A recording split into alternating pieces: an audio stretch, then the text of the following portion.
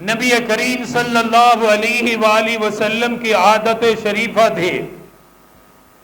کہ حج کے ایام میں آپ مختلف مقامات پر تشریف لے جاتے، اور جو لوگ حج کے لیے آتے مختلف ممالک سے آتے، نبی کریم صلی اللہ علیہ وآلہ وسلم ان سے ملاقات کرتے، انہیں اللہ کا قرآن پڑھ کے سناتے، انہیں دین کی صفات بتاتے، اللہ رب العالمین کی صفات ان کے سامنے بیان کرتے، اپنی نبوت اپنی رسالت کا ذکر ان کے سامنے کرتے، جس کے مقدر میں ہوتا اللہ اسے ایمان عطا فرما دیتا۔ نبوت کا 10واں سال ہے، حج کے ایام ہیں، نبی کریم صلی اللہ علیہ وآلہ وسلم تشریف لائے، آپ نے دیکھا کہ 6 لوگ ایک جگہ پر بیٹھے ہوئے ہیں، نبی کریم صلی اللہ علیہ وآلہ وسلم انہیں دین کی دعوت دینے کے لیے، اللہ کا قرآن سنانے کے لیے، اللہ رب العالمین کا تعارف کرانے کے لیے خود ان کے پاس تشریف لائے، انہیں سلام کیا، اور ان 6 لوگوں کے پاس میرے آقا صلی اللہ علیہ وسلم تشریف فرما ہوئے۔ ان سے پہلا سوال یہ کیا، کہاں سے آئے ہو؟ کہنے لگے کہ ہم یثرب سے آئے ہیں۔ مدینہ پاک کا پہلا نام یثرب، مدینہ تو نبی کریم صلی اللہ علیہ وسلم کی تشریف آوری کے بعد نام رکھا گیا مدینہ الرسول، کہ نبی کریم صلی اللہ علیہ وسلم کا شہر مبارک،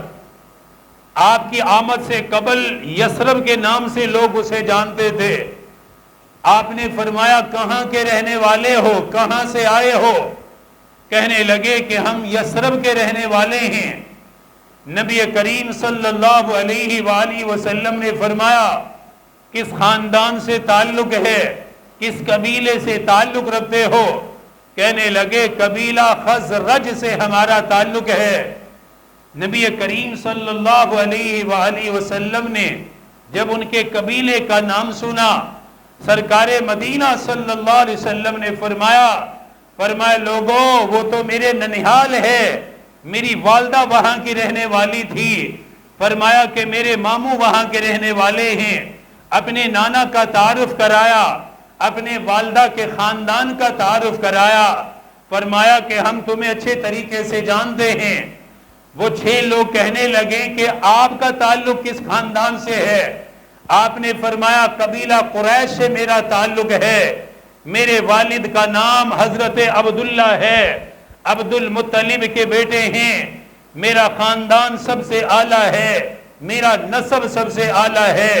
وہ کہنے لگے ہمیں معلوم ہے آپ کے خاندان کے برابر کسی کا خاندان نہیں، آپ کے نسب کے برابر بھی کسی کا نسب نہیں ہے، پھر بیت اللہ شریف کے آپ متولی ہیں، آپ کا خاندان بیت اللہ کی خدمت کرتا رہا ہے اور کر بھی رہا ہے، امانت کے اندر آپ مشہور ہیں، دیانت داری کے اندر آپ مشہور ہیں، مہمان نوازی کے اندر آپ مشہور ہیں۔ جب انہوں نے یہ باتیں کہی تب نبی کریم صلی اللہ علیہ وسلم نے فرمایا پھر سنو، جب تم ہمیں جانتے ہو، فرمایا سن لو میں اللہ کا آخری نبی اور اس کا پیغمبر ہوں، میں اللہ کا رسول ہوں اور میں تمہیں اپنی نبوت کی دعوت دینے کے لیے آیا۔ امام الانبیاء تاجدار مدینہ صلی اللہ تعالی علیہ وآلہ وسلم کی ملاقات ہوئی، یثرب سے آنے والے ان 6 لوگوں سے آپ نے ملاقات فرمائی، ان کے بارے میں آپ نے پوچھا، اپنا تعارف بھی انہیں کرایا، اللہ کا قرآن بھی انہیں پڑھ کے سنایا، فرمایا اللہ نے مجھ پہ قرآن کو نازل کیا ہے، اللہ پاک نے مجھ پر وحی کو نازل کیا ہے، اللہ نے مجھے آخری نبی بنایا ہے، اللہ رب العالمین نے مجھے آخری پیغمبر بنایا فرمایا ہے جو میرے راستے پہ چلے گا اللہ اسے دنیا میں بھی کامیابی عطا فرمائے گا، آخرت میں بھی کامیابی عطا فرمائے گا۔ میں جنت کی ضمانت دینے کے لیے تیار ہو، تم کلمہ پڑھ کے مسلمان ہو جاؤ، میری نبوت کا اقرار کر لو، میری رسالت کا اقرار کر لو، اللہ کی وحدانیت کو مان لو، اللہ کے قرآن پہ ایمان لے آؤ، میں تمہیں جنت کی ضمانت دیتا ہوں، میں تمہیں جنت کے اندر داخل کرواؤں گا، تمہیں اللہ دنیا میں بھی عزت عطا کرے گا، آخرت میں بھی اللہ عزت عطا کرے گا۔ آپ نے جب قرآن کی تلاوت فرمائی، نبوت والی زبان سے اللہ کا قرآن سنا، تاجدار مدینہ سے اللہ کا قرآن سنا، امام الانبیاء کی میٹھی زبان سے جب اللہ کا میٹھا کلام سنا، ان کے دل و دماغ پہ اثر ہونے لگا، ان کے دل روشن ہونے لگے، ایک دوسرے کی طرف دیکھ کر کہنے لگے لگتا ہے یہ وہی نبی ہے، لگتا ہے یہ وہی پیغمبر ہے جس کے بارے میں یہودی مدینہ میں کہتے ہیں، یثرب کے اندر ذکر بھی ہوتا ہے، آخری نبی آئے گا، آخری پیغمبر آئے گا، آخری رسول آئے گا، اللہ اپنے آخری نبی کو دنیا میں بھیجے گا۔ وہ کہنے لگے ہم نے تورات پڑھنے والوں سے سنا ہے، زبور کی تلاوت کرنے والوں سے سنا ہے، انجیل کی تلاوت کرنے والوں سے سنا ہے، آخری نبی دنیا میں آئے گا،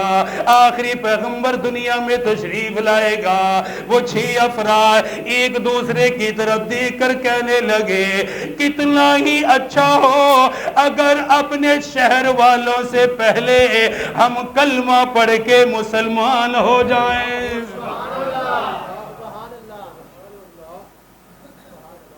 یہ ہمارے لیے کتنی بڑی سعادت ہوگی، ان لوگوں سے پہلے ہمیں کلمہ مل جائے، ان سے پہلے ہمیں دین مل جائے، ان سے پہلے اللہ کا قرآن مل جائے، ان سے پہلے اللہ کے نبی سے ہماری ملاقات ہو جائے۔ آقا مدنی سے ملنے کے بعد، نبوت والا چہرہ دیکھنے کے بعد، نبوت کا اخلاق دیکھنے کے بعد، آقا مدنی کی زبان اقدس سے اللہ کا قرآن سننے کے بعد وہ 6 لوگ کلمہ پڑھنے کے لیے تیار ہو گئے، مسلمان ہونے کے لیے تیار ہو گئے، فوراً کہنے لگے جلدی کیجئے ہمیں کلمہ پڑھا کر مسلمان کر دیجئے۔ ہمیں اپنے آپ کی زبان پر یقین آ گیا، آپ کے اخلاق کو دیکھ کر ہمیں یقین ہو گیا، آپ کی زبان سے اللہ کا قرآن سن کے یقین ہو گیا، نبوت والی پیشانی کو دیکھ کے یقین ہو گیا، ہم ماننے کے لیے تیار ہیں۔ آقا مدنی کی ہاتھ پہ مسلمان ہوئے، کلمہ پڑھ کے دار اسلام کے اندر داخل ہو گئے۔ آقا مدنی نے انہیں فرمایا یثرب جب واپس جاؤ گے، مدینہ واپس جاؤ گے، اپنے گھر میں بیٹھے نہ رہنا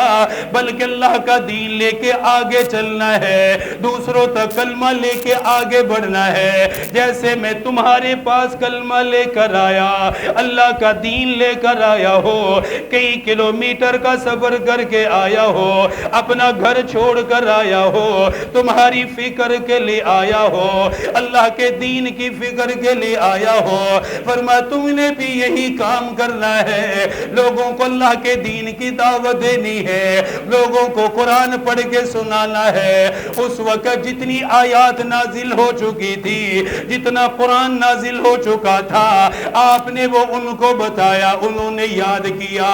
وعدہ کر کے مدینہ چلے گئے، وعدہ کر کے یثرب چلے گئے۔ اس طرح مدینہ پاک کے اندر اسلام پھیلنے لگ گیا، اسلام کی ابتدا ہو گئی، کلمے کی ابتدا ہو گئی۔ یہ 6 لوگ جا کر محنت کرنے لگے اور ساتھ ہی وعدہ بھی کر کے گئے، آقا اگلے سال حج کے ایام میں اسی جگہ پھر ملاقات ہوگی، آئندہ سال ہم دوبارہ حج پر آئیں گے اور آپ سے پھر ملاقات اسی جگہ پر کریں گے۔ آج اس جگہ پر مسجد عقبہ ہے۔ کون سی مسجد ہے؟ مسجد عقبہ، اللہ سب کو دکھائے، یہ وہی مسجد ہے جہاں تاجدار مدینہ نے ان سے بیعت لی تھی، جہاں ان سے ملاقات کی تھی، آقا کی اس یاد پر وہاں مسجد تعمیر ہے۔ حجاج اور عمرہ کرنے والے جو مکہ جاتے ہیں وہ مسجد عقبہ دیکھتے ہیں، وہاں مسجد تعمیر ہے۔ آقا مدنی سے وعدہ کیا جی آئندہ سال پھر ہم آئیں گے، اسی جگہ پہ آپ سے ملاقات کریں گے۔ محنت کی، ہماری طرح ہاتھ پہ ہاتھ رکھ کے تھوڑے بیٹھے کہ ہم مسلمان ہیں، محنت کی، ایک دوسرے کو سمجھایا، بتایا۔ آئندہ سال جب وہ حج کرنے کے لیے آئے تو بعض روایات میں 11، بعض میں کہ 12 لوگ اسی جگہ پر حضور کا انتظار کر رہے تھے۔ نبی کریم صلی اللہ علیہ وسلم سے اگلے سال نبوت کے 11ویں سال دوبارہ ملاقات ہوئی۔ انہوں نے پھر بیعت کی، جو نئے لوگ آئے تھے، سرکار مدینہ صلی اللہ علیہ وسلم نے ایک سال کے درمیان جو احکامات، جو آیات اتری وہ ان کو بتائی، دین ان کو سکھایا۔ پھر وہ عرض کرنے لگے کہ حضور یہ تو چند گھنٹوں کی ملاقات ہے آپ سے، ہم نے واپس چلے جانا ہے، اور نبوت کا 11واں سال ہے، نبوت کا 11واں سال ہے، اعلان نبوت کیے ہوئے 11 سال ہو چکے ہیں، اس درمیان آپ نے بہت کچھ لوگوں کو سکھایا ہوگا، تو ہم چاہتے ہیں کہ آپ کوئی معلم ہمیں عطا فرما دیں، جو ہمیں آپ کی تعلیم دے، جو کچھ انہوں نے آپ سے سیکھا ہے، اور وہ لوگ، وہ معلم ہو کہ جو آپ کے ساتھ مسلسل رہا ہو، آپ ہمیں عطا فرما دیجئے۔ یہ بھی دین کا شوق ہے، دین سیکھنے کا جذبہ ہونا چاہیے، دین سیکھنے کا شوق ہونا چاہیے کہ جو مجھے نہیں آتا میں نے سیکھنا ہے، جو مجھے معلوم نہیں ہے مجھے وہ علم حاصل کرنا ہے۔ ہمیں نہیں معلوم، بے فکر ہیں، نماز نہیں آتی کوئی پرواہ نہیں، قرآن پڑھنا نہیں آتا کوئی پرواہ نہیں، کبھی عمر سے شرما جاتے ہیں، کبھی داڑھی سے شرما جاتے ہیں، جی اتنے بڑے ہو گئے کیسے سیکھیں گے؟ بھائی بڑی بڑی عمریں ہیں ان کی، اور آقا سے کیا فرما رہے؟ آقا کوئی معلم عطا فرما دیجئے جو ہمیں اللہ کا دین سکھائے گا، ہم اس سے دین سیکھیں گے، ہم اس سے دین کی محنت اور دینی تعلیمات حاصل کریں گے۔ نبی کریم صلی اللہ علیہ وسلم نے اپنے قیمتی صحابی حضرت مصعب بن عمیر رضی اللہ تعالیٰ عنہ کو مقرر فرمایا، فرمایا یہ میرا صحابی حضرت مصعب بن عمیر آپ کے ساتھ جائے گا اور مکمل دین بتائے گا۔ یہ حضرت مصعب بن عمیر وہی صحابی ہیں کہ جنگ بدر میں اللہ کے نبی نے اسلام کا جھنڈا سب سے پہلے ان کو عطا فرمایا تھا۔ یہ وہی صحابی حضرت مصعب بن عمیر رضی اللہ تعالی، بڑے جلیل القدر صحابی۔ آپ نے فرمایا ہے مصعب ان کے ساتھ جاؤ، انہیں اللہ کا دین سکھاؤ، اور ان کے ساتھ دوسرے لوگوں کو بھی اللہ کا دین بتاؤ، یثرب میں جاؤ، مدینہ میں جاؤ، دین پھیلاؤ، کیونکہ آپ کو معلوم تھا کہ ان قریب میں بھی ہجرت کر کے وہیں جاؤں گا، تو وہاں پر اسلام کا تعارف ہونا چاہیے۔ حضرت مصعب بن عمیر ان کے ساتھ روانہ ہوئے، پھر وعدہ ہوا کہ یا رسول اللہ اگلے سال اسی جگہ پر پھر ملاقات ہوگی۔ کیسے خوش نصیب ہیں وہ کہ جن سے سرکار مل رہے ہیں، بار بار مل رہے ہیں، حضور سے ملاقات ہو رہی ہے۔ اس طرح مدینہ پاک کے اندر دین کی محنت ہوئی اور اسلام کا تعارف ہوا۔ حضرت مصعب بن عمیر مدینہ پاک پہنچ گئے، وہاں اسعد بن زرارہ جو مدینہ کے معززین میں سے تھا، اس نے اپنے گھر حضرت مصعب بن عمیر کو ٹھہرایا، اور طے یہ ہوا کہ ہر روز انصار میں سے ایک گھرانے میں سے کسی ایک گھر کے پاس جائیں گے اور انہیں اللہ کے دین کی دعوت دیں گے، جس کے مقدر میں ہوگا اللہ ایمان عطا کر دے گا۔ حضرت مصعب بن عمیر رضی اللہ تعالیٰ عنہ جب مدینہ پاک کے اندر آئے، مدینہ کے اندر رہنا شروع کیا،